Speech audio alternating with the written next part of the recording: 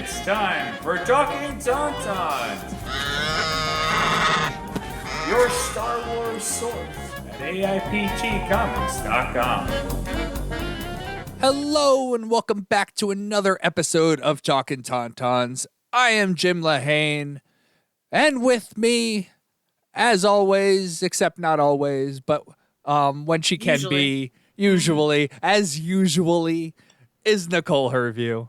It's me. I'm here. I'm back. I'm in the thing.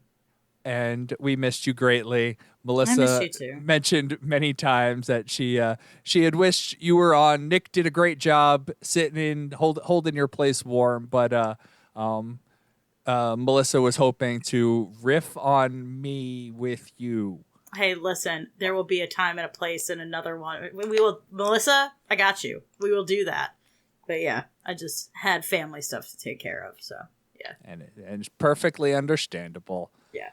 And with us is the Queen of Darkness herself, who looking at the feed that we see, it looks like she is literally in front of the the blackest black paint ever. There's nothing behind her in existence. It's just I was gonna say she's in the Cave of Wonders. Go ahead. She's in the Cave of Wonders. She's the magic lamp. She's Rayven Spencer. Hello. I'm actually in the back room at the Black Sun Sky Tavern on Coruscant. So. Love that. Yeah. Phenomenal. Save me a pint. Only the VIPs get back here. Yeah. And the owner, of course. Yeah, of course. How are you doing, Rayven? Last we spoke, I think you vowed never to come on the podcast again because of an Ewok movie that we may or may not have watched. You know, I think what happened was I found forgiveness, on the light side of my soul. The Sith side is still throwing darts at your picture, but it's good to have variety. I like to have variety. But I decided that Andor, saves all. So I'm glad that the show is good. You're a better, stronger person than I am, Rayven, because I would have been like, lose my number. Goodbye. It's over. She actually said that. I just didn't. Yeah, that's fair. Pretty much, I was going to let it slide. That's okay. There's another Ewoks movie out there. No, there's not. I don't know what you're talking about. No. No. So, how are you, Nicole? Oh, I'm fine. I'm fine. I'm hanging in there, my friend. It's almost Halloween, so I am in my glory. I am doing awesome. I'm just living in my spooky mansion. And that's it. Decorated. So decorated. Like it's a problem. It's not. I love it. But yeah, watching every horror movie on the planet, and then I guess Andor. Like this is and then House of the Dragon, which just ended, and Rings of Power, which just ended. So now it's just horror and Andor, and that's it. There's no in between. There's nothing else. So that's it. I liked Rings of Power. I didn't watch too. House of the Dragon because it's excellent. Absolutely excellent. House of the Dragon? Yes. Oh. I was a big hater of Game of Thrones season 7. Well, that's because it was terrible. It was atrocious. There was 2 good episodes in that season, and then everything went to hell. Spoilers. Arya killed the Night King, and then everything went to hell. They should have just ended it there, and I would have been very happy, and we could have just moved on with our lives. But, no, George R.R. Martin actually is involved in this show, so it's really good. I'm loving it. And the book is actually done, so you don't have 2 guys just making stuff up, because it's done. So it's like when Game of Thrones was good. So I'm a big fan of House of the Dragon. Okay, because it was good at one point. I recall. Right? I remember thinking it was good. Mm-hmm. It was good until the last 3-4 episodes, and then it just died. Really bad. It didn't die. It was murdered. It was murdered. In a grisly, Yeah. horror movie It murder was. scene. Mm-hmm. I mean, George R.R. Martin, I think he had said they needed 3 more seasons to I think end he's it. also I think he's also said that Like, the books will be good. Like he well, like the legit books are fine. No, for the last with the last yeah. season, like he's like the books will be good, like legit like Yeah. dissing on the last season. Because the way, this is a different podcast, but the way the show ended is not necessarily the problem, it's how we got there. Like, I will say that forever. That the way things happened is not the problem, it was the execution, and it was rushed to hell. Because they did what George R.R. Martin said they needed 2 or 3 seasons to do in 2 to 3 episodes. And he was like, this is not going to work. And then they were like, shut up, old man. And then they did whatever they wanted, and that's what happened. So they learned their lesson. And they were like, he's going to, like, write House of the Dragon. Cool. He's not, but, like, he's involved. So it's good. That's the bottom line, is this is actually, like, a good show with excellent acting. Like, it's just... I'm going to miss it. I'm going to miss it for like 2 years. Same with Rings of Power. I can't even. Yeah, I'm going to it's going to take him forever to get that back.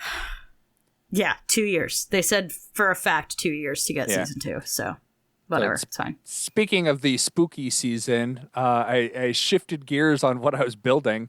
My wife wants to do a trunk or treat in a Jurassic Park theme.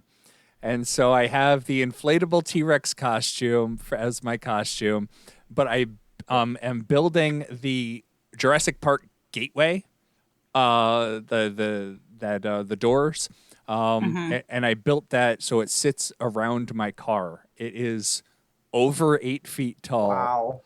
Wow. It's if you go onto my Twitter, you can get there through the Talkin Tauntauns Twitter. You could see the progress shots. It's the last one that you could see. I put a little video of it. It wasn't painted, but it's fully fleshed out. It's insane. It's the level of insanity that I go to. My wife's like, that. You didn't need to go through that much detail. I'm like, yes, I did. But yeah, you did Absolutely. though. Love that. So, Star Wars. Well, Raven, are you getting into any spooky season stuff or not so much? Oh gosh, I'm sorry to let down the crew here, but for Halloween I dress up as the exact same thing every single year, which is Lois Lane. Love that. Not a very exciting costume. However, I'm getting really, really good at it. And hey, shout out to Henry Cavill for making it a little bit more fun this year. I love that. I love that. Is he coming over? No, but he's coming back, and He is. I am pleased at that because I do think that the casting for that character matters, and I think he's a very good one. And that's not to cast aspersions on the other ones, but I just think when Christopher Reeve is what you're, is the archetype, it doesn't hurt to be Henry, because I think, he's a nerd, like a real one. Yeah. And he appreciates what the character means, on a level I think that some of the other people who have played it maybe don't understand as well, and not as a criticism, just as a reality. Not everybody's a comic book junkie, I've never watched Game of Thrones. So, I'm one of those people. And it's like, I don't think there's anything wrong with it. It's just not my thing. No, So, not at all. You know what I mean? So it's like, I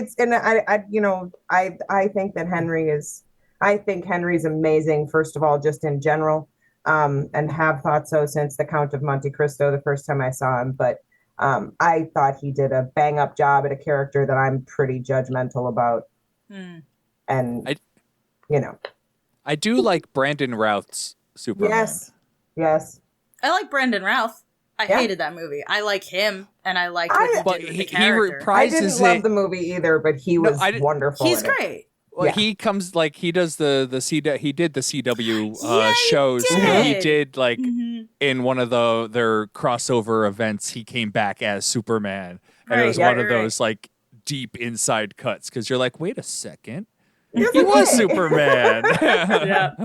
And he was wonderful. And I mean, I really think everybody who's played the part at times has brought something to it. And I think they're all important. But again, Christopher Reeve was Superman on screen. He was Superman off screen. He was Christopher Reeve. And when that's who you're following, that's a heck of a pair of boots to fill on both counts. And I think that Henry has shown, to have that going for him. He goes to bat for the characters he plays, and he cares. He cares about what the fans care about.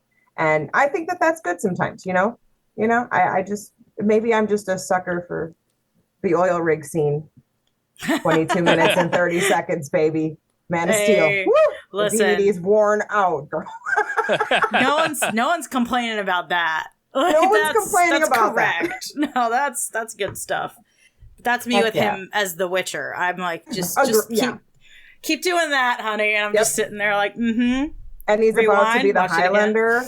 He's about to be the Highlander. And that, for me, is another one that hits close to home, because Lambert is that's a soft spot right there. So to be taking that mantle is really exciting for me. Because a character I love, a universe I love, that I'm super into, never mind the fact that, my name is Rayven. But that's beside the point. I'm really excited that he's going to be doing that as well. So yeah, I mean, just, awesome. Like I said, he's a nerd's nerd. Yes. And I dig that. All right. I dig it too. I'm with you. Time for Star Wars. Star Wars. Time for Star Wars. Sorry. Your Tauntaun will freeze before you reach the first marker. Then I'll see you in hell. Hello, what have we here? All right, we got two pieces of news. They're really related, though.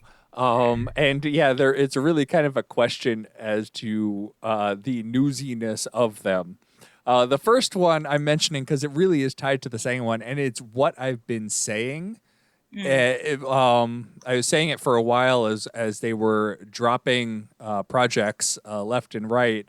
Apparently, Disney has told Lucasfilm, stop announcing stuff. Yeah, I'm gonna say big allegedly on that, because the source is like questionable, but it makes sense. That's why I kind of including it, because it's what I've been saying, and it also seems to be what they're doing. Because after that that D23 thing 2 years ago now, where they announced like everything, they barely announced anything unless it was in production. Yeah, they've kind of just been like, no, we didn't say Rogue what? Rogue Squadron.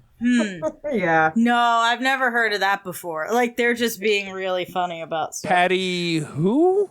Patty who? Patty Mayonnaise? Well, like, what? If it hadn't been for that 84 thing, just saying. Who knows? Just saying. We don't even know, like, if that was it. Like, no one knows that. No, but I mean, it certainly couldn't help. No, definitely didn't help her cause. It wasn't like the Game of Thrones guys, where we could, speaking of Game of Thrones, wait a second. They had a movie, actually, and they were kicked off. Right, because they're bad at their job. Oh, don't get me started on those two. So speaking of, in the other news, which is directly related, apparently a Star Wars movie is in the works, but it hasn't been announced yet because they're not announcing anything. And I kept seeing this in a lot of shadier media, and so I was ignoring it. I'm like, okay, that's something. I'm not going to bring it up on the show. And then it came up on the Hollywood Reporter, and I'm like, okay, you're starting to hit the level of legitimacy. It's still alleged. Big alleged. It's big alleged, but it's hitting more legitimacy because I believe we had heard about Damon Lindelof doing a movie before this. And so now we have, again, Damon Lindelof is teaming up with Justin Britt Gibson as writing a Star Wars film together, theoretically taking place after the sequel trilogy, but it's a standalone movie. Which means nothing. Like, it's just a bunch of, like, vague stuff, and I'm like, yeah, okay, that's literally anything. You could do anything. Which, fine. I mean, I'll believe it when we have a release date and a title, and that's Well, we when, had a that's- release date and a title for Rogue Squadron. You're right, but I'm not even gonna hope for anything until I have that, and then I'll be like, wow, okay. I think it's when it starts filming, and they announce that it starts filming. Yeah, we're gonna be somewhere. Yeah. I would agree. I mean, it's still questionable whether the Taika situation is happening, and he's like been talking about that. Like he's like, yeah, I'm gonna make a thing, and I'm like, when? And he's like, we'll get to it. I'm gonna sit down and write a movie. What's it gonna be about? Something different. But you know, the problem is that they're dealing with a fan base that is just so ridiculously wishy-washy and difficult that, you know, I mean, I would not want to be in anybody's shoes trying to pick what's coming next, because you're going to have the people who are going to complain, oh, it's too funny and it's too quirky, like if it's Taika, you know, and, you know, well, we don't want anything that's too serious because you've got Andor that is amazing and people are complaining about that. And, you know, and it's just like, you know what? You guys don't deserve any more stuff. We're not giving you anything new. Go back to what we had to deal with 30 years of nothing before we got anything, you know, but I do think that that's part of it too, is I think that they're, you know, to a certain degree having to see which way is the wind blowing right now, you know, because, you know, in the sequel trilogy where there were clearly mistakes made, but there was also a caliber of acting, caliber of writing, and by writing, I mean dialogue. Sorry, George, but dialogue. But, you know, there was a caliber there that was new. And I think that a lot of people enjoyed that. With Andor, you're seeing more of that. But at the same time, for some reason, it's not hitting with a lot of people, probably because there aren't any lightsabers. But, you know, I think they're just kind of trying to feel their way through to see where, you know, where's the river flowing this particular week? And can we jump on our raft fast enough, or are we just, you know, waiting for the next roll? Because I do think it's a no-win situation, honestly, no matter what they do. You know, I mean, yeah, it's the Star Wars the fandom, world we live in. Like, oh my god, it feels fandom like needs a timeout. Yeah, it feels like seriously needs a sit in the timeout. corner. Yeah. Sit in the corner.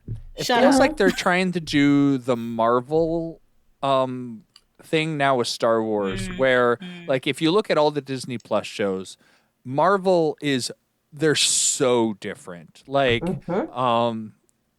She-Hulk is so different than Moon Knight, which was different than Loki and What If, and they're all like, they're very, very different shows, and you're not gonna like, well, you may like all of them, but you don't have to like all of them. If you don't like one show, that literally means nothing for another show. Like if you loved Loki, that doesn't mean you're gonna like what was it, Captain the Winter Ms. Soldier. Marvel? No, Falcon and Winter Soldier. Falcon and the Winter Soldier, yeah. Like very different shows. And so I feel like they're trying to do that with Star Wars, just not as extreme. Like Andor's not terribly different than Kenobi in tone. It's just the content. I think you're absolutely right. And I think partially that's due to the fact that the Marvel fandom, even though there's certainly crossover, I think the Marvel fandom is just a lot more accepting of being wild and crazy. You know what I mean? Like, it seems like the Marvel fandom doesn't have a problem with, Thor, Love and Thunder, even though, they're the same ones that are bawling their eyes out at the end of Avengers Endgame. It's like, those are two completely different things most of the time. Apologize. But yeah, I think that there's really a reality of trying to do that, to be more like that, but be softer, because Star Wars fans seem to be a little bit more reactionary. I mean, we start to sell our collectibles after 2 episodes we don't like. Yeah. People get real precious about stuff. Yeah. Star Wars fans are a special breed sometimes. That's right. Not an emotional bunch at all. No. We have no emotional attachment to our characters at all. No. So are we ready to talk some Andor? I think so. Suddenly the rebellion is real for you. Some of us live it. I've been in this fight since I was 6 years old. You're not the only one who lost everything. Some of us just decided to do something about it. All right. Speaking of Andor, we are discussing episode 7, entitled Announcement, which somebody may need to explain to me because I don't know why it's called Announcement. Released October 19th. And it's the start of our 3rd arc of the series, although it feels more like a wrap up from the previous arc instead of its own start of a new thing. And I legit could not remember the episode whatsoever. I watched it last week on Wednesday, and we're recording on Tuesday, and I'm like, I need to watch the episode again. I don't remember this one at all. See, I didn't do that. And I am in trouble. No, I think though, and I'm just gonna shoot something at the wall, and we're gonna see if it fits. I think it's announcement because 2 things. The attack on the base was kind of like the rebellion's announcement, like, "Hi, we're here, and we're not to be screwed with." I'm gonna go with that one. And/or, not Andor, and/or. See what you did there. It's also the fact that the Empire announced that all the sanctions were going to be raised, all the sentences and sanctions were going to be raised, and what happens to Cassian at the end is a direct result of that. Mm-hmm. Okay, I would agree. I think it's things? both. I think it's absolutely both. It's the announcement of the rebellion, and it's also the announcement of the reaction by the Empire. Because that's right. I think the ISB agent, she legit said that it wasn't a robbery. It was an announcement, I think is what she I said. think that's, I think you're exactly right. All right, cool. Thanks. Hey, I try. I'm once good. in a while. I'm good now. Teamwork makes the dream work. Yes. So we are left in the aftermath of the raid where everyone is dead, almost. Pretty much. It's like 3 people living. 3 people living, and we actually get to see all of them. Cinta was not left off like I feared. She kind of would just be forgotten story-wise. It's like, where'd she go? It doesn't matter. But no, we're actually gonna. Looks like we're gonna keep going on that storyline because we even had Vel be pulled in with. All right, legit question here. I spent a long time Googling this. I did not realize that the person Vel was talking to was the assistant, or was Luthen's assistant, who she looks like Leia. I mean, she had a look, is what I wrote it down as a cosplay option. I was like, if they sell that coat, I want the coat. And I'm gonna do that cosplay, because holy crap. Like, it's just so good. But yeah, I was like, who is that? And then I realized it was Luthen's assistant. I recognized her, but it's because I recognized the actress from something else, which I can't quite remember. But I do know that, like, her face immediately triggers reaction in my head. Like, I know her from somewhere, but I do. And so every time I see her, I recognize her right away. I can't remember where from. I have no idea. But I didn't. Like, she legit looks like Leia. She does. And I'm wondering, I tried to figure out the timeline. Leia would be 14, and she is not 14. Not 14. I don't think she can pull off 14 if she tried.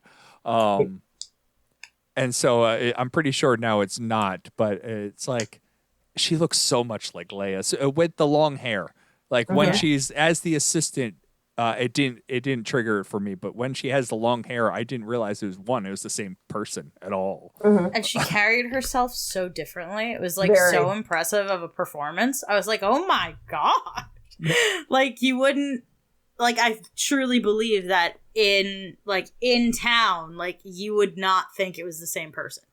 You know what I mean? Like, the lay person who, like, went to Luthen's, like, shop or whatever, if they saw her like that, no reaction. Like, you wouldn't put 2 and 2 together. Well, like, most people don't recognize the faces of people who work in service anyway. You're absolutely right. I mean, that's just the reality.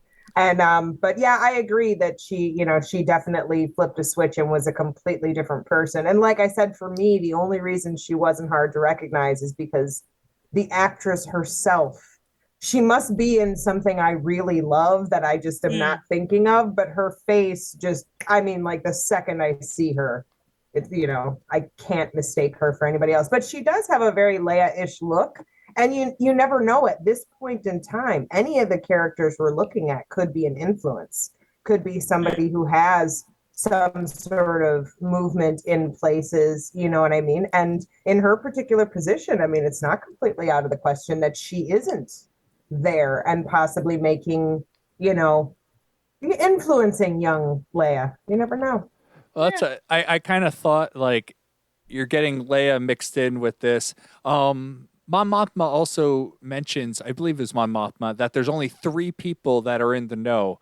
And I didn't know if the assistant, not Leia, the assistant, she was the third one, because you have Lucen, Mon Mothma, and is Bail the third one, or is the assistant like who imagine. Is she? I would assume it was Bail, but we don't know for certain. We don't.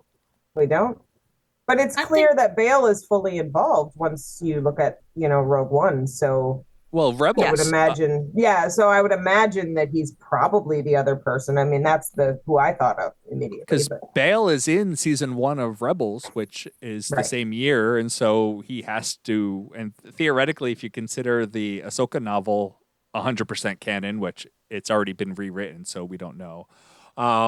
He's in that too. He's the one who pulled in Ahsoka as Fulcrum. Okay. So I do need to make a shout out. I enjoyed this tweet greatly.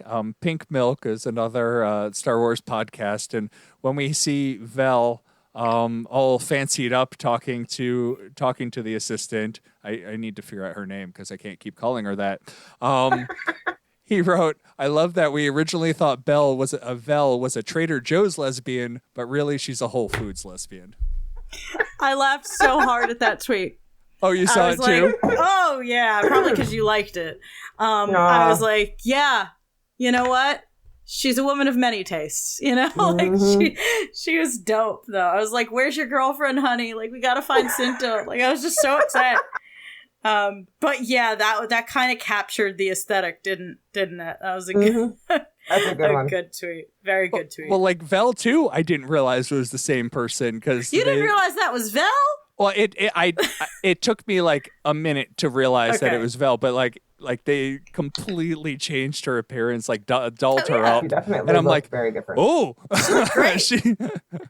she's not living in the bushes for 3 months anymore. No, get you a woman who can do both, and she can.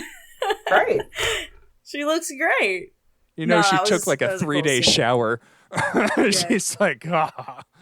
Yeah, she was like, "Excuse me."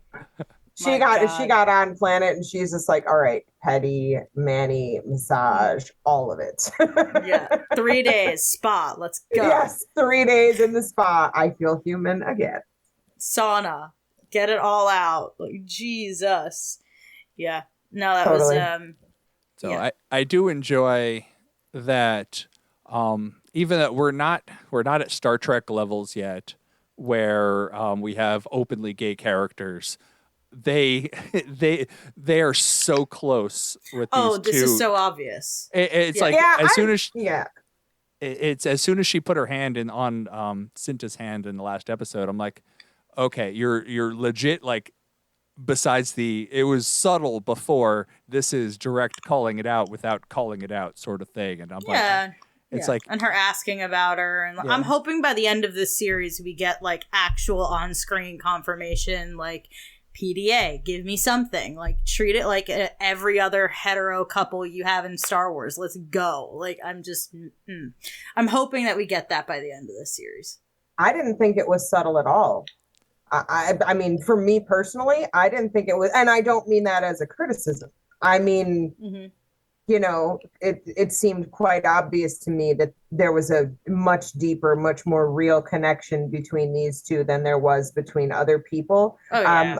And yes, it was amped up and even more obvious, with the hand touch. But, it's just like, I don't know. I felt like it was pretty obvious from the start. I mean, as obvious as, any other ship might be, I mean, to me, I mean, I don't pay attention. I don't go into it looking for things like that. It's just like, if it happens, it happens. But yeah, I saw that like from the start. I was like, oh yeah, that's like so right there. And I mean, you wonder about that because I think that that's some of the things that people talk about, is are we being too subtle as if we're afraid of it? Or are we putting it way too out in front so that people cry that it's just play acting, And so, again, I think you're tiptoeing a fine line there. To me, they're doing it perfectly because they're not drawing attention to it, but at the same time, it's like it's there. You don't have to look hard to see it, but we're also not saying, look at us. We're including, so I mean, I feel like there's a really fine line to toe there because you want people to feel represented, but you also don't want them to feel that representation comes with a sign, Right. Like, you want it to be natural. South Park or something. Oh, sure. Yeah. I always think of the meme, like, and history will call them friends. Like, you know what I mean? It's like, it's totally they were roommates. Like, I kind of close friends, real good friends. I kind of want there to be no room for denial whatsoever. That's kind of where I'm at. Is like, just do it. Like I said, Star Trek has been like, way farther than Star Wars, and probably because of the backlash that Star Wars seems to get, where people ignore the Star Trek backlash. It's like, we're just going to ignore you. Yeah. Well, but also Star Trek has been dealing with that backlash this is for 60s. longer. Yeah, I mean, they started out being offensive to, to the way things were from the get-go. So I think Star Trek's just more used to the blowback. Right. Like, Uhura just existing was controversial. And I'm like, let her live. Like, what is going on? But that's also how you do it right. That's exactly what Gene, and, not to turn it into a Star Trek podcast, but that's what Gene did right. He didn't draw attention to it. It was just there. Yeah. There were just other aliens, just other people, just other genders, just, it was just there. Period. Yeah. And you just, if you watch Star Trek, honestly, if you watch Star Trek, you're fine with that. That's why you watch Star Trek. You watch Star Wars for the fantasy, you watch Star Trek for what you hope the future will be. I mean, that's how I've always believed that's why I'm a Trekkie and a Warsy, because it's like, I know what I want my future to be. I want to live in the next generation, but I still want to party with Darth Vader, so on the holodeck, we're going, we're going to go party on Mustafar. But when I walk out of there, I want to be, working with people like, LaForge and Picard. That's, so to me, one is fantasy, but it's the best kind. And one is what we hope the future will be. Well, it's just because I want Geordi to sit next to me and read me a story. Obviously. Take off the hair clip and read me a story, Geordi. Exactly. Take off the spray painted hair clip and read me a story. Although personally, I prefer my stories read by Jonathan Frakes, but whatever floats your boat. No, he's definitely got the deep bass. He does, and he's got the crazy wily eyebrows and the naughty smile. And I'm also a huge fan of his wife, so he can bring her too. He can bring us both a story. I really just want to hear him read the story.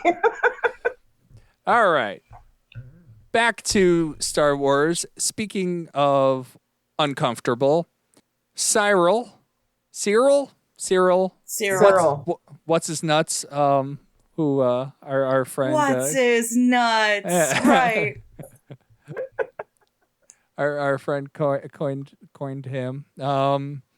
We start off with him. He wasn't in the last episode at all. Nope. And we start off with him and re-emphasizing again that he retailored his clothes. This is he's barely in the show, and they mentioned it twice that he has retailored his clothes. That's gonna have something to do with something, y'all. Like that, that has to be a hint. Like, I don't know what for, but there's no way they didn't do that twice. Like, not on purpose. Like, that's That's if very he doesn't become a thoughtful. tailor by the end of the Right? show, Like, maybe that's his calling. Maybe that's what he needs to be doing. by I the don't end of know. the Maybe that's show, how he gets hooked up with Stellan and gets. well, he's He's a tailor on the Hercules Death. Mulligan of the rebellion. He's a tailor. Well, no, he becomes a tailor on the Death Star. Well, that's what I'm. Yeah, he's like the John Yeah. Wick Taylor. He's like Yes, the John Wick that's a good Taylor. one. That's it right That's a good there. one. Who, by the way, was actually the wardrobe guy on that movie. That's awesome. I didn't know that. Yeah. No, I'm just picturing Hercules Mulligan sewing messages into the clothes and stuff like that. And revolutionary. You never know. It's Hamilton, y'all. It's just Hamilton. It's just That's it. I I'm know. just because of like Hamilton. sitting here racking my brain for who was like super sharply dressed in Star Wars that they're always bringing it up because I have a feeling that's where it's going. Like, but I can't think of anybody. Palpatine. He always had like in the prequels. He had like the nice red I robes. guess. Yeah. That's true. That's I true. know our friend He had a Holly stylist. greatly appreciates Oh, Palpatine's wardrobe. Sheev's clothes. Yeah. Yeah. Fair enough. Yeah. So, but we don't get to meet the uncle yet, but we keep That's hearing going to about be mystery uncle. Uncle Harlow? Harlow? I think that's right. That sounds right. I'm wondering what that reveal is going to be. And if it's like Hondo Anaka or some nonsense. Like, it's going to be someone thought that too. Exactly. absolutely random, but like we know them. And like, I mean, Hondo and Harlow are too close. Like, it's too close for it to be like Hondo. I don't know who it is, but it's How are we that related? reveal- like, that She's my that brother, reveal's gonna our be sister. yeah, like, you know, adopted. I don't know, man, but I'm hoping it's someone like that where we're like, oh yeah, okay, that makes sense. Because it's gotta be. They're like flaunting that so much. They're really sowing a lot of seeds that I'm excited about, which is a change for me. Everyone will be very pleased to hear that the last few episodes have erased my the pacing of the show sucks opinion. Okay, It's gone. good. I take it back. So far, so good. We're doing okay. I have all the faith in the world that we're going to come back around in all the seeds that were planted in the first couple episodes. Fine. Well, like I'm Andor's fine. sister again was brought up. Yep, exactly. Which I had said, to be fair, I had said, like, right now this is weird, but if it changes, then never mind. It also I'm shifting. You can more feel the 3-episode arc like pacing. Like it is like we said when Connor was on, it would be better if these were 4 movies. Because Yes, then you would I get agree. as opposed to like because this episode was slow. It was a lot of dialogue, a lot of character study. It was not the previous episode, which was not so much dialogue, more action. And so it's like you could definitely tell like we're in a different part of the arc. But you kind of got in the flow now. You're kind of in the wave of where we are in the storyline. That and they're not doing as much like character work. Like those efforts are like paying off a little bit more now, where even the slower dialogue filled episode was engaging. And to me, like, I wasn't bored. Whereas the first 2 episodes, I was bored. Like, on my phone, bored. Now I'm like, okay. I'm in. I'm on board. Like, whatever. I can deal with a character story episode now. Like the heck is it called? Exposition. I could deal with some exposition, like, at this point.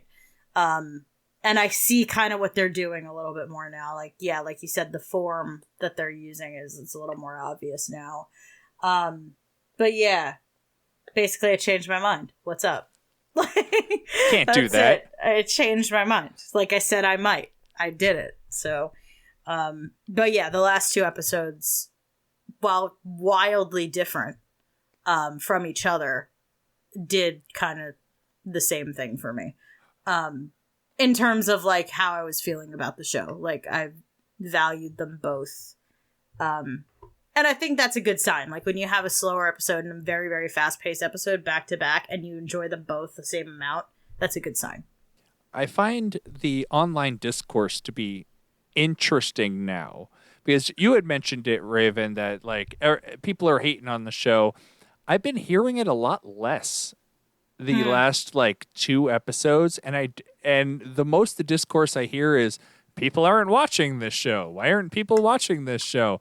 And I don't know if it's they're not watching the show or they're just it's a difficult show to kind of do what we do, like break down episode by episode, because there's a lot there, but if you're not as steeped in Star Wars as we are, you may not see it all. Mm-hmm. And so I'm wondering if people are just not talking about it as much and kind of waiting till it's over sort of thing. Like I'm really enjoying this. I was looking forward to it when it started. I'm greatly enjoying it now. I saw someone's like, this is way better than The Mandalorian. Why is nobody talking about it? I'm like, I agree. It's better than The Mandalorian. It's also very different from The Mandalorian. So it's hard to compare.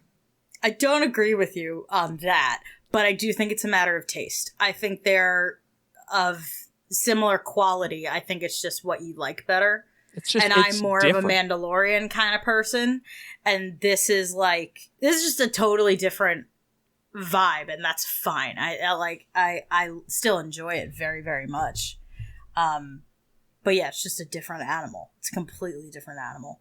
But there was a scene, I don't know what her name was, but it was the girl Cassian was with, and then he's like fake end? Showering. I don't know if she even got a name.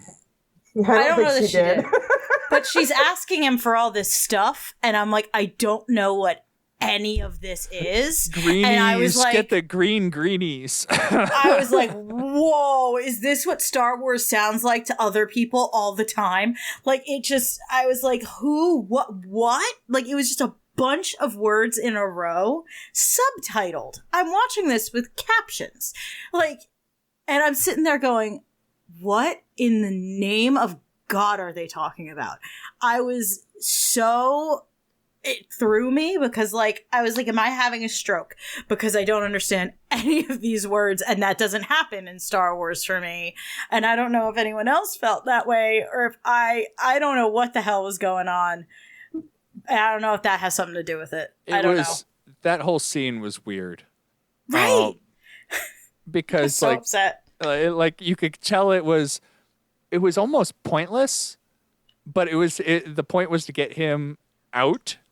Yeah. In his little beachside Florida resort town, which then you get to the he's getting screwed over by the Empire despite not doing anything. I don't think that was what it was about at all. I think that scene was entirely meant to show you just how deep Cassian will go. From the conversation that they were having, it certainly sounded to me as though she was telling him to go and get something that might in some places be considered illicit, but if nothing else, junk food at the worst. That was the impression that I was getting from it. Okay, I didn't get that at all, but I could see that. The way that he was acting, the way that the setup, she's in the bed and the whole bit, it all seemed like it was intended to show you just how deep he's having to go to not be noticed. So he's hiding in the place where people are least likely to look with somebody who looks like they're just slumming around and being stoned all day long. That's where I would go and hide if I was trying to, not be found. No one's looking for you there. Right. I initially thought she was just like a one night stand, and then like the conversation changed that because she's like, she seemed more like a couple of weeks. I pulled it up. That was at least a few days. Yeah, it's for sure. That wasn't a brand new thing. I pulled it up and it's like we ran out of pizzos. The ones that you like, and okay, so clearly you're here at least for the short term, not the overnight term. But it also sounded like pizzos might be, particular types of pills or particular, maybe like a vaping type thing, oh, you like the green ones or, but again, to me, it just seemed like it.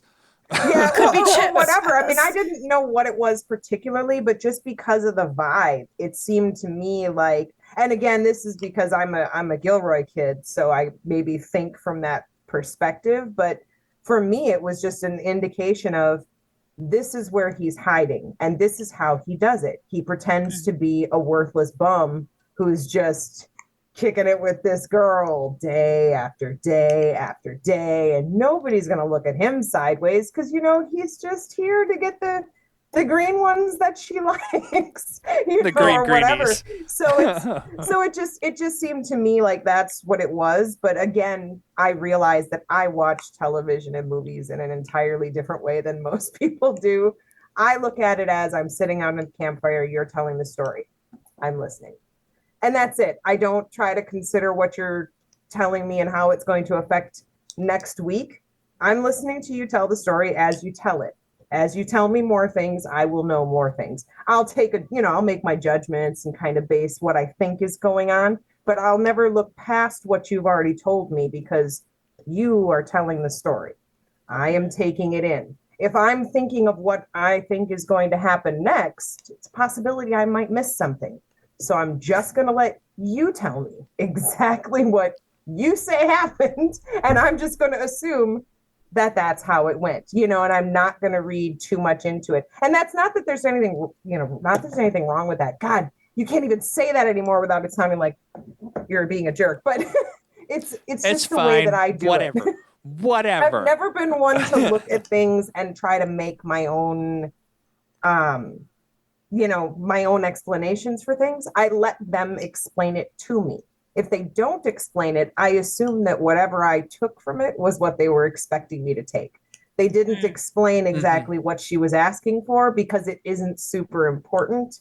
Yeah. What's more important is, like you said, they're saying that he hasn't been here for 5 minutes, that he's been here for a while. And that, and that she feels comfortable. He's clearly up to no good. She doesn't know about it. All of those things taken care of. And what I would agree was a weird scene because that's just not the kind of thing you generally see in Star Wars. But again, I think that's the whole point of Andor. It's showing you all of the sides of Star Wars that we didn't see before that had to be going on in order for the world to be what it was, or the galaxy to be what it was.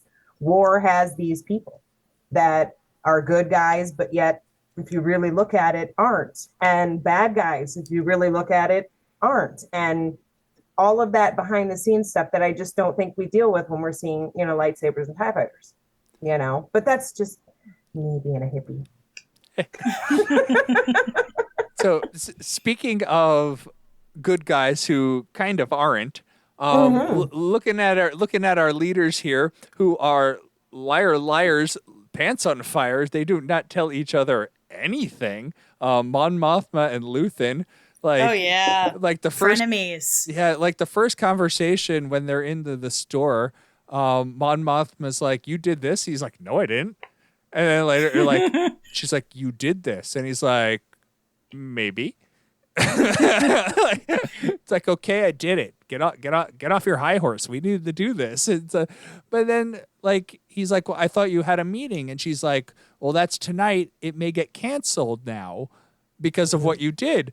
But when you look at the meeting, it wasn't a meeting. It was the guy had no clue what she was even going to bring up. And it's like, I'm like, you guys are just lying to each other, nonstop.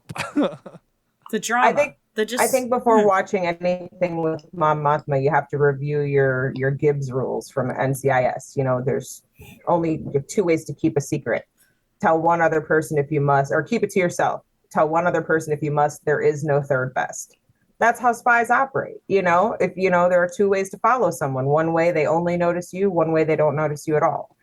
That's how these people are operating. And again, it's so antithetical to what we're used to. Our good guys dress up in a costume. They grab a stormtrooper uniform and they go in and they infiltrate, and that's it. These are people that are infiltrating at a completely different level, where it's their lifestyle, everything that they do, who they're married to, what their social engagements are. All of that is part of this story. Our people just go in for the battle, and once they're out of it, they get to go back to their normal behavior and their normal lives. And Mon Mothma lives her life entirely on probably 95% of the time, because she clearly doesn't trust her husband. I wouldn't trust him either. Douche canoe. He reminds me of the husband, the husband that the older sister is marrying in 16 Candles. If you know what I'm talking about, you know what I'm talking about. It's been more than 16 years since I've seen that movie. Yeah, but that's definitely who he reminds me of. I did hear, apparently, this may clear up some things of why between the two of them. Apparently, Tony Gilroy had said that they had an arranged marriage. Yep. It certainly looks like one. It definitely looks like one. When you say that, you're like, canoe. oh yeah, that makes sense now, because like, yeah, she's.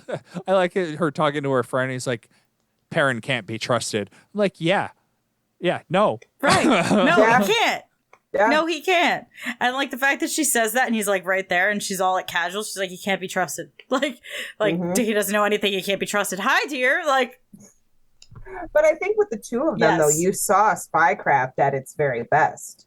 You know, with her just smile, you know, and keep going. And I think all of that in itself is just so interesting to watch, because if you try to do that, you realize just how hard it is to, you know, to keep your face neutral while you're having this, you know, deep conversation about important things that are emotional, things that make you angry, things that make you afraid. And you just have to keep looking like you're talking about how pretty the frosting is on the cake. Well, both Genevieve O'Reilly and Stellan Skarsgård were doing it like fantastically, because like when they're in the store, every time they're faced away from the driver in the window, they're like frowning, like deep in concentration, and then Stellan Skarsgård puts that dumb smile on his face every single time he turns around, like as he's turning so around. Punchable. I love it. He's great. He's so a amazing. champion. He's a champion of our time. Oh my goodness. And then just getting Mon Mothma to be the badass that she is. It's just like, what good moments for both of them. Yes. Like, I just want to see them win. Like, it's so good. But her kind of throwing the line of like, my politics might be too radical for your taste or whatever that was. Right back at him. Throwing that back at him, I was like, Mon Mothma's fierce. Like, what's going on? And like, I love seeing that from her. I really do. I think she's fascinating. And I've always loved Mon Mothma. Who doesn't like Mon Mothma? Like, nobody come on counts. now. Right? Like, what's not to love? And then they give me this, and I'm like, oh my god, yeah.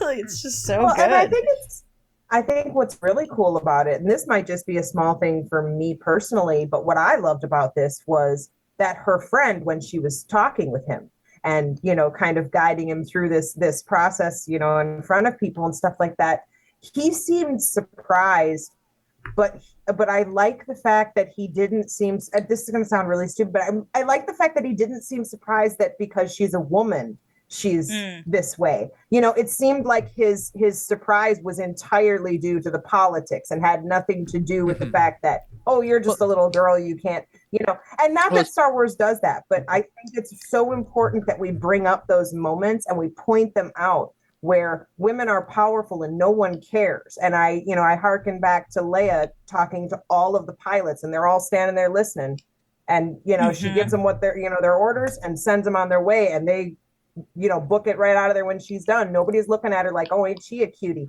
No, they're listening to what she's saying because they know this is serious. And this was the same thing. This guy was surprised, but he was surprised because it wasn't what he expected, not because he thought, oh, you know, she's a girl and can't handle it. I think his can't handle it had nothing to do with that, you know? It's because she's an imperial senator. Right. But he thinks he knows her because they grew up together. Like, it's that too, just like reversal.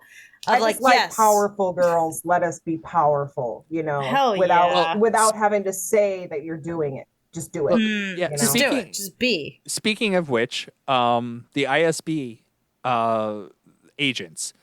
We had mentioned before that Deidre, the female ISB agent, we were assuming that she was kind of getting talked to like less because, like, basically because she's a woman. And we kind of get her comeuppance here, where the head of the ISB is basically like, or the one guy who doesn't like her, he's like, no. And the head of the ISB kind of quiets him down. He's like, no, I want to hear this. What do you got going? And he's like, and she's ready. And she's ready. She's got her information. She knows how to answer the question. I mean, she seems surprised for a second, but then when it comes down to it, she's got the information she needs. And, brilliant. That's the best way to do it, to be ready for that attack, even if you clearly weren't expecting it. I mean, she knew it could happen, but I don't think she was expecting it. Well, it's even like the head guy is like, so you're criticizing what I set up? And she's kind of like, yes. Yeah. And then afterward, I loved the little afterwards talk. It's like, you did good. Yeah. Watch your back. Yeah. Good job. Somebody's going to get you, though. No, we don't know. It's not somebody. That guy on the other side of the table. It's that guy. Of the table. That God, other douche canoe. He's got a severely punchable face, doesn't he? I have found him to be even more punchable than Cyril at this point. But mostly because I feel bad for how his mom treats him. Poor Cyril. No wonder he's such a jerk. Nuts. Poor what's his nuts. Or what's his nuts. Yeah. But yeah, I find it really difficult to be rooting for someone who's like in the Empire. But I'm rooting for her, which sucks. Because she's clearly smart, and she's clearly brilliant. Much smarter than at least anybody who has spoken in that room. Because every time somebody speaks in that room, they do something stupid or say something stupid. Whereas when she speaks, she's like, no, there's a chess game going on here. I'm just not quite sure exactly where all the pieces are. And she's like been putting the pieces together. And she's like, I'm onto something. Just let me do it. Let me do my thing. Yeah. And she is. And she is. Which it is kind of weird, though, watching it as this goes on, because you're just like, we know where this happens in the timeline. We know what happens after this. And it's kind of like, oh, crap, these bad guys, some of them are going to win. Yes. Sucks. I hate to remind myself, but I can't help it. I'm like, dude, these people are going to win. It's just like, they don't, of course, in the long run, but, for the people that we're encountering now, these are the people that are going to win. And it's just like, well, that seems terribly unfair because our side doesn't win until, after this is all over. So I think it's very interesting to, I think it's one of the interesting things about telling Star Wars stories that have happened previous to things that we've told now, because you also think about how it affects, the future and the things you already know. You know the future, which is sometimes a bad thing and sometimes a good thing. And it puts a new cast on it. You have to take, I love how the writers know the future. And it all depends, how do they write the story with that in mind? They could do good, they could do bad. And we've all seen both instances where knowing the future does not mean you get a good story or a bad story. It's and so it's enjoyable. You're right. We got a cameo in this episode. Wolf. Yeah, we did. Wolf Yularen, who they didn't even hint at who he was in the captions. If you read the captions, the second he starts talking, not even on screen, it says Yularen. I'm like, I know Yularen. He's in A New Hope. I'm thinking about someone completely different, my guy. Oh, who's your your person? Are you part of it? That was the line. Are you part of it? It's Sam Witwer as a stormtrooper. Oh, he was the short trooper. Who arrests Cassian. He's like, are you part of it? I was like, whoa! I stood up. I thought the voice sounded weird. Okay. I was like, my Star Wars husband's here. You can never ever trust a stormtrooper because there's usually somebody famous under one of those damn helmets. Yep. Yeah, that's exactly. It's the only way to be in Star Wars without people knowing. And then he tweeted that immediately. He tweeted, quote, are you part of it? I was like, yes, I am, sir. What's up? What do you need? Like, what do you want from me? I'm part So of was- it. What do you want me to do? Do you want me to be part of it? Would you like me to be part of it? Was he How in? would you like me to be Yes. part of Can you it? clarify exactly how you'd like me to be part of it?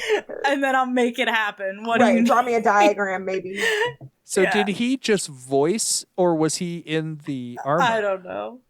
He could have been in the armor. It's Sam. He'll do whatever. No, that's why Like- I because he I could don't have know. done both. Because again, voice actor, like he could have just Yeah, like right, sat in a right, booth and recorded the voice like later.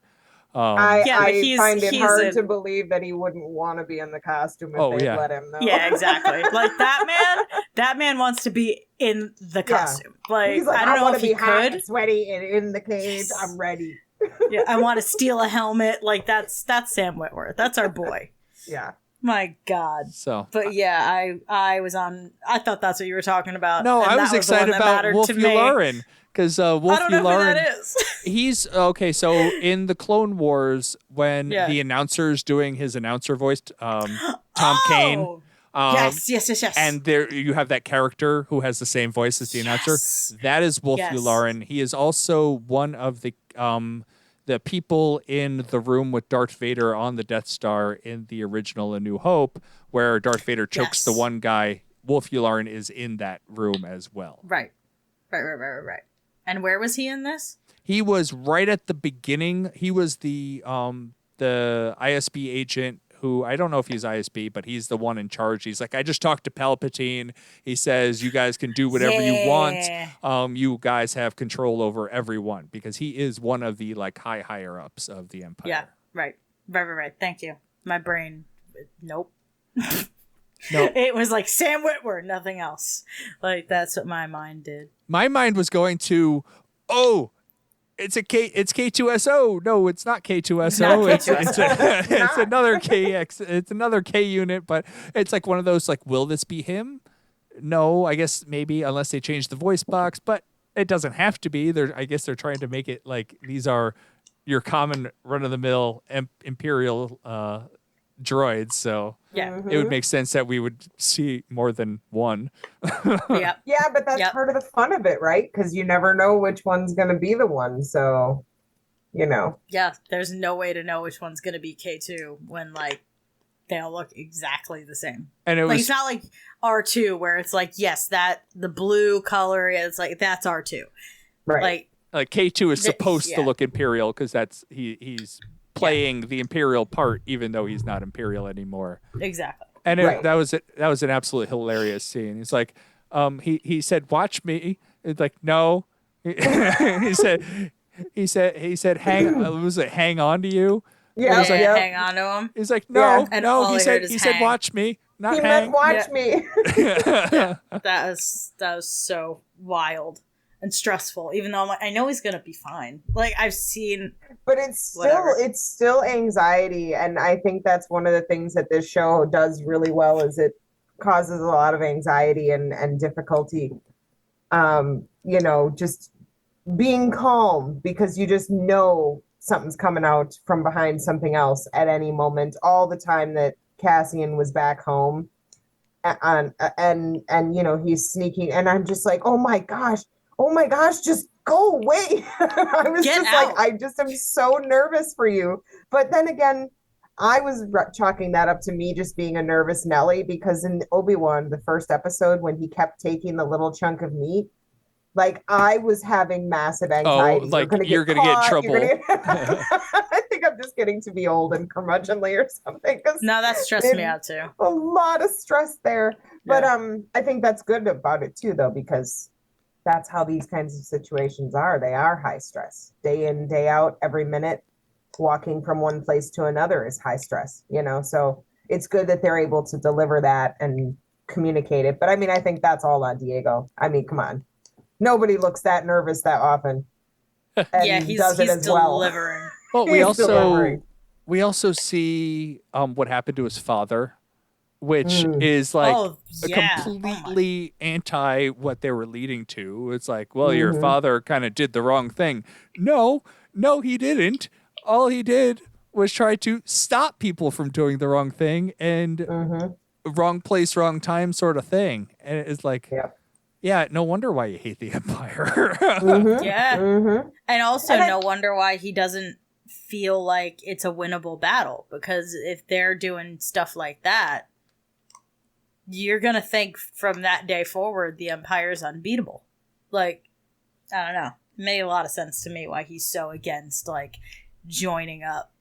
That's the kind of thing that happens, though. That's how radicalization happens. It almost always happens from one particular event that changes the way a person looks at things. And then someone comes along with the right message and they can be turned into anything because, you know, they're just at that point where something breaks and something that they believed they can no longer believe and something they had faith in or whatever the case may be. And in the case of, you know, like we're talking with this, it's just like, yeah, that would change him to make him hate the Empire, to make him, you know, and I mean, we saw precisely the same thing with Luke in A New Hope. You know, he starts out with, oh, you know, the Empire's bad and, you know, we hate them and stuff like that. But, you know, once he gets barbecued aunt and uncle, well, it's like a very different kind of, you know, his opinion about it changes drastically. And at that moment, he is easily radicalized. He just happens to be radicalized to the good guys, which is great. But it's what happens. And I think that, you know, that's been Andor's problem the whole time is it's bringing up too much stuff that people don't want to deal with because it's very realistic. Yeah. Well, like even the same thing happens. Like his father gets killed and he didn't do anything. And then at the end, he gets thrown in jail for Trump for not doing it, like just literally being in the wrong place at the wrong time. And the judge even says, like, sorry, this was a 6-month sentence and now like 6 years, all because he stole the stuff off Aldani. So they raised all the criminal like terms. So basically he got himself 6 years because of the stuff he stole, but not because of the stuff he stole. Right. But we also know he's not serving that 6 years. No. The timeline doesn't thank you. work. Thank you for that. Yeah, like, which is like, okay, now what? Like, how's that going to go? K2SO is going to break him out. Come on, man. You know what? That or Vel is going to go to kill him and be like, well, I got to get you out of prison first before I can kill you. Right. Right. Like something's going to go sideways from that. Or That's a good call. I didn't even think that Vel would be. She probably is going to somehow help in his escape. I imagine that may be the third part of this arc. Like the second part, keep him in prison for the entire next episode. And then the next one is the prison escape. Yeah.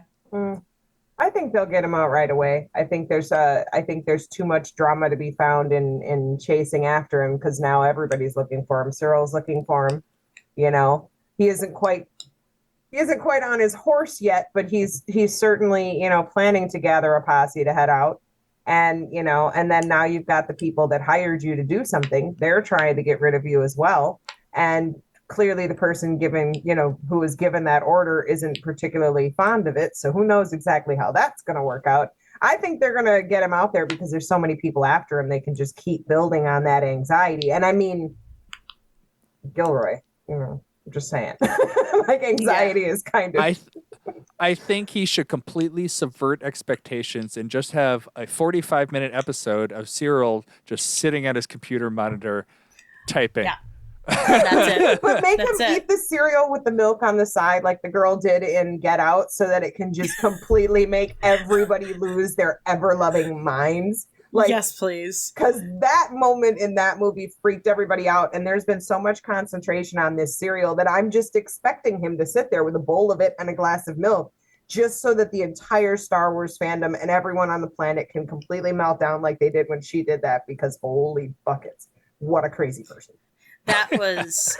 I watched that movie this weekend, actually. I watched Get Out, not Hereditary. Get Out, Midsummer, and Scream 1 through 4. That was my Saturday. And Get Out is it's a masterpiece. Jordan Peele, it doesn't miss. He doesn't, it's incredible. But that one went right over my head. I just thought it was weird as hell. And then someone was like, it's a segregation metaphor. And I was like... See, I just think it's wrong because It's cereal. You're supposed to put the milk on it. What's wrong with you? But yes, there's that as well. But I mean, honestly, brilliant. What you it said was is more good like too. putting sugar on corn on the cob. It's like, why would you do that? Why would you do that? It's so disturbing. It's so disturbing. Like, I eat cereal dry, but then don't have the milk. Like, I don't have a glass milk. of milk. Like, what are you doing? You're a grown woman drinking milk by itself through a straw. Yeah. Anyway, yes, I kind of want him to do that. There's a level of disease there that it just can't be comprehended, and if it can be done with something that simple, then hopefully we'll see more of that as time goes on. You know, people using those more simple ways of disconcerting people rather than always going with the obvious thing. You know, just like, you know, in the first episode. I mean, when he shot that guy, come on. Nobody was really expecting he was going to do that. Like, everybody was pretty sure he was going to find a way to leave after that. And he didn't. Nope. And you know, it's not a big thing. I mean, it's a big thing. He killed somebody. Let's be realistic. It's not real. So, you know, but like, it's not a big thing. But man, that unsettled you. And that's coming from an entire fandom that already knows he's capable of this. We've seen because that's literally the first thing we see of him it's literally ever. It's our is him killing to him. his person that works with him. Like, it's not even the enemy or whatever. And this is made, you know, meant once again to prove, you know, again, I think just to prove this is how dirty it has to get behind the scenes so that people like, you know, Mon Mothma can walk around in front of everybody.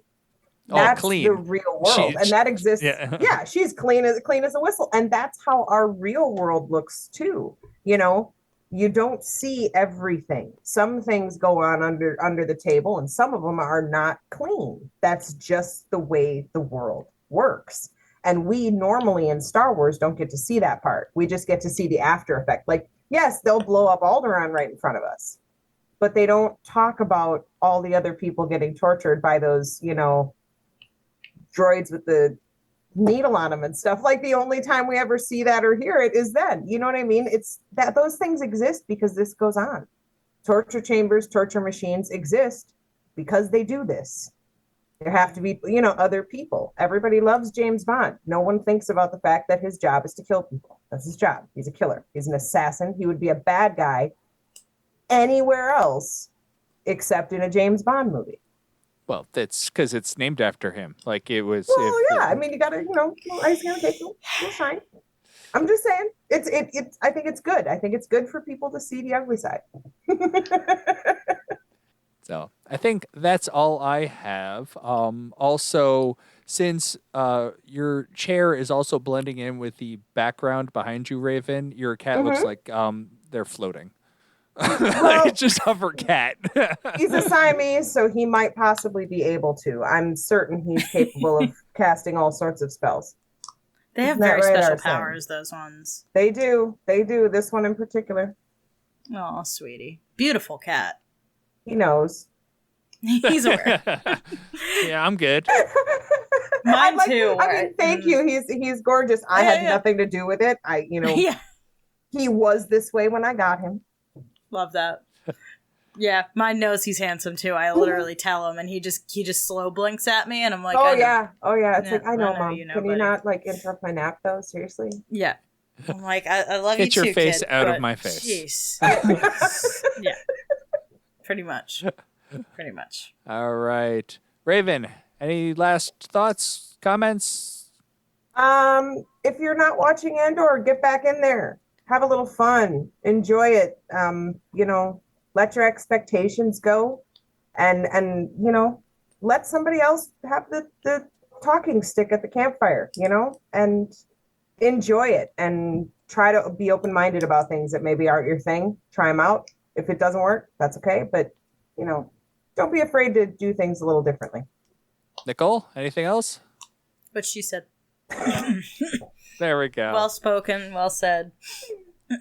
Raven, do you have any if anybody wants to follow you or get a hold of you, no, nothing. No, I like being mostly unfindable. I'm pretty much only on Instagram, and if you're not interested in my cats, that's probably not going to work out well for you. So that's really the only place you can find me. I don't have any other social media, and I'm keeping it that way. I like it low profile. Excellent. I'm jealous. I do it, but I thrive on attention. Right. Which is totally fine and totally fair. All right. If you want to get a hold of us, you can reach us at Talkin Tauntauns. Oh, damn, I messed it up. You can reach us through email, talkintauntauns at aiptcomics.com. You can find us on Twitter at Talkin Tauntauns. You could join our Patreon through AIPT Comics and join us on Discord. You can leave us a 5-star review. We would love that. You could, if I don't, now you just threw me off. Yep, sorry, buddy. You did on purpose. You were doing so well. You were doing so well. I was so proud of you. Yes, that's all I got. 5-star review. 5-star review. Please give us a review. review. I love reviews, especially if they're good. If they're not good, I probably don't like them, and they just make me feel bad about myself. But I like good reviews. If they're not good, just put them in an email to yourself and send it. That's so you get it out of your system, and no one needs to be hurt. Go ahead. There we go. And with that, we're switching things up next week, and we are going to talk some of Tales of the Jedi, because that comes out tomorrow as we record. So that will be a lot of fun. All right, and we'll see you then.